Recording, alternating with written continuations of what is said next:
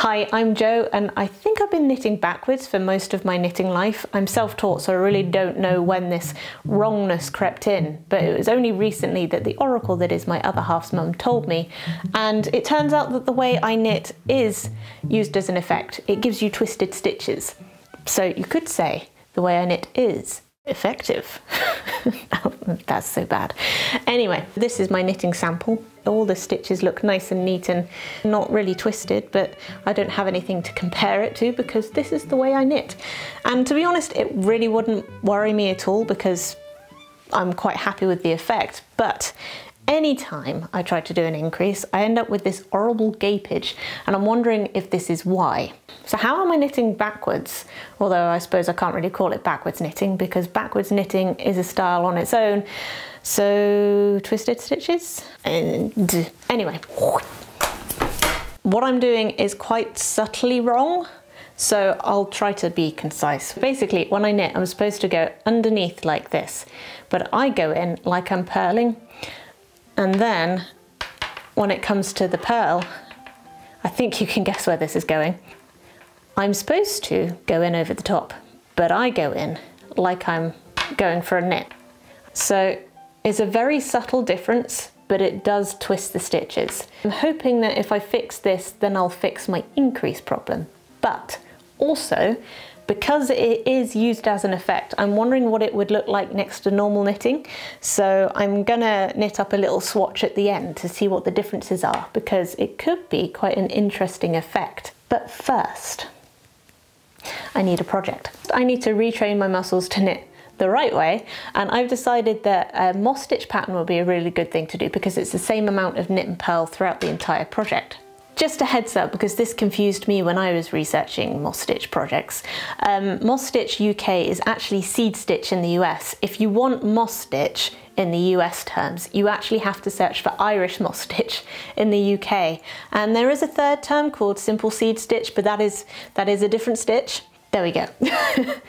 Out the way. To retrain my muscles for knitting, I'm going to be doing something very simple and in red. I'm going to make a headband. It's a very beginner friendly project, and if you're sick of scarves, which you probably are if you're a beginner, this is an ideal alternative, especially if you want to try out a pattern small scale.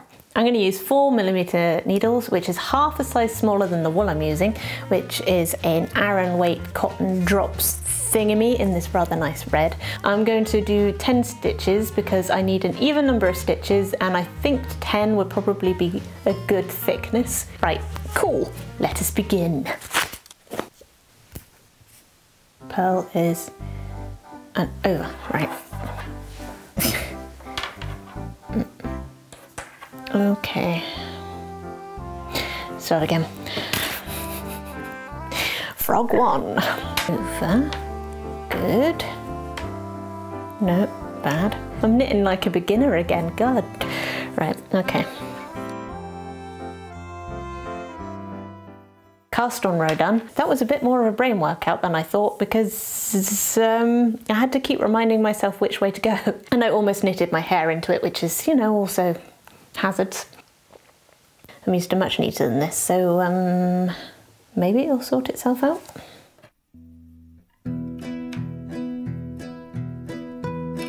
I think I'm gonna have to defrog again. Defrog, I keep calling it defrog, it's just frog. Cast on again. I've done a rib. I thought it was going to be the learning to knit correctly that was going to get me, but apparently it's the moss stitch. Let's frog it. So now that I have, I think, got the hang of the stitch, is with some hesitation, I'm going to just concentrate on trying to get the pattern down and see where that leaves me.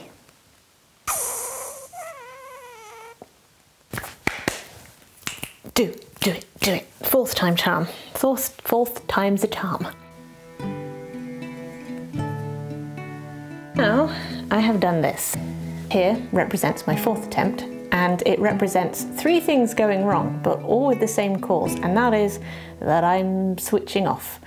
And it's a dangerous point for me to be switching off because I'm kind of halfway between learning an old technique and a new. So you can see here that I've got 2 knit stitches in a row, which means that not only did I forget where I was with my moss stitch, but I also forgot which way I was supposed to wind my yarn. So I think I've got a twist stitch and a normal stitch because one's facing one way and one's facing the other. And the third thing is that because I am learning new techniques, my tension's shot to heck. So it is a moss stitch, rib knit, twisted stitch, normal knit, badly tensioned piece of garbage. 5th time's the charm, maybe.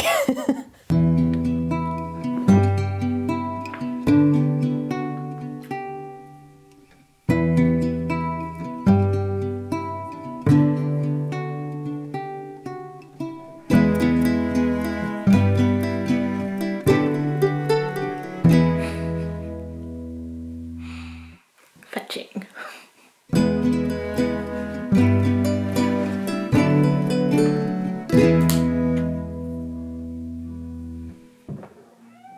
Hello. Is that so?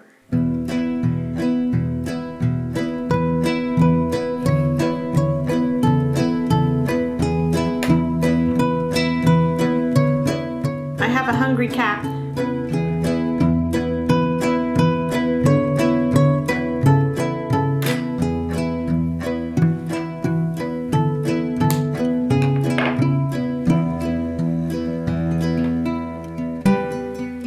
I've never had a cat that likes to wear clothes before, not that I've ever tried, but Purdy seems more amenable to it, and since she likes her cardboard hat so much, I thought she might like this. On the catwalk. Not like that. No. But she is about to destroy it. I'm sorry.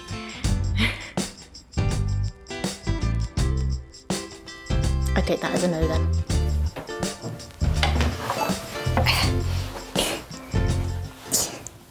In the language of the internet, she is done.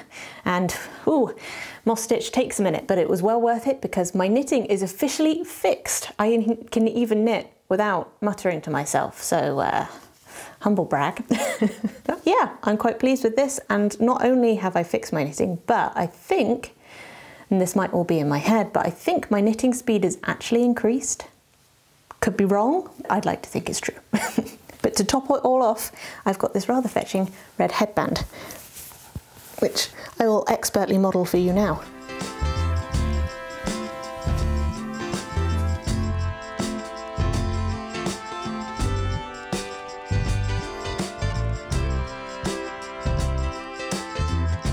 Now that I've got another stitch added to my arsenal, I'm going to knit up a couple of swatches to see what this baby can do.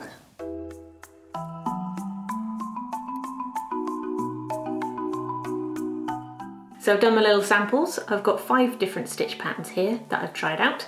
The first one, I just wanted to see what normal stitch and twisted stitch look like side by side. So this bottom bit here is all normal stitch and this top bit is twisted stitch. And weirdly, this proved inconclusive because my twisted stitches, I've obviously got a tighter tension on than my normal stitches. So the stitches at the bottom look bigger than the top, which in turn distorts it. And I know that twisted stitches don't get distorted because, as you see by my little increase sample here, these are just straight stitches. So I thought I would try a few other things just to mix and match and see what the differences actually were. So I then went on to try and do a moss stitch pattern. What I ended up accidentally doing was this really nice, very subtle rib stitch, which I had intended on doing, but I hadn't intended on doing it first. What you've got here is this nice banding. The twisted stitches seem to have this gap in the middle. You've got one leg that seems to attach to either side of the normal stitches, and it's kind of like you've got these barred knitted stitches. And it is still quite stretchy. So I can see this being really useful if you wanted a more delicate band instead of a more obvious rib. And the next one I tried again, which was a moss stitch. It kind of looks like moss stitch, but not as defined. I managed to achieve the moss stitch effect by starting every row with a twisted stitch, regardless of whether it was a knit or a purl. which is not how you're supposed to do a moss stitch, but hey ho. Initially I didn't like it, but it might actually make quite a nice distressed or messy look if you want a shabby chic garment or something like that. Weirdly, on the purl side, there's not that much of a difference. I'll just show you the knit side because boring. I then wanted to try and see what would happen if I did kind of like a simple seed stitch. I didn't do a pattern, I just kind of did the odd twisted stitch in amongst normal stitches, and basically it gives you this little tiny hole bit, so it's like a very subtle seed stitch. Maybe it'll have its place, but I don't feel like it's a defined enough stitch to actually make it into a pattern. That's the only one that I haven't really liked, so I'm quite happy with that. So now I just need to see if I fix my knitting. Can I do an increase without leaving a great big gaping hole? Cue drums.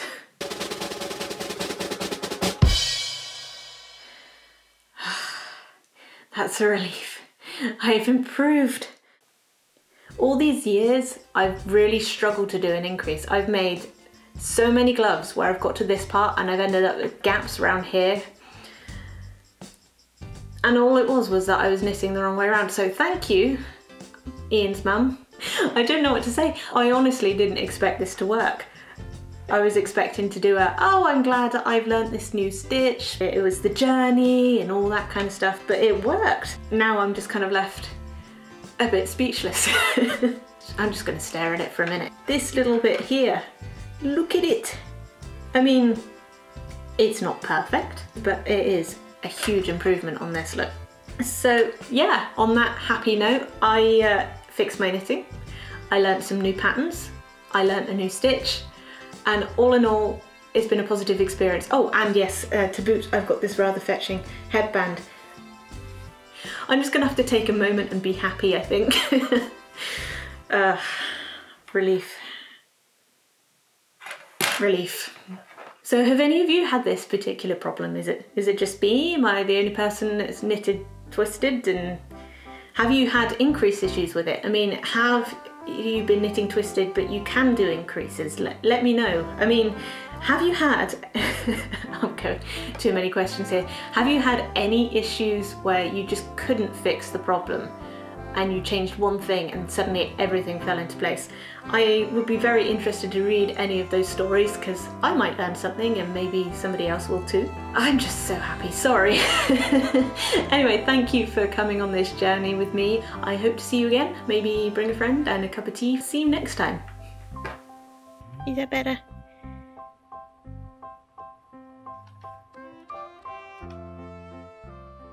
Knit or a po. Whether I did it and knit it or a po,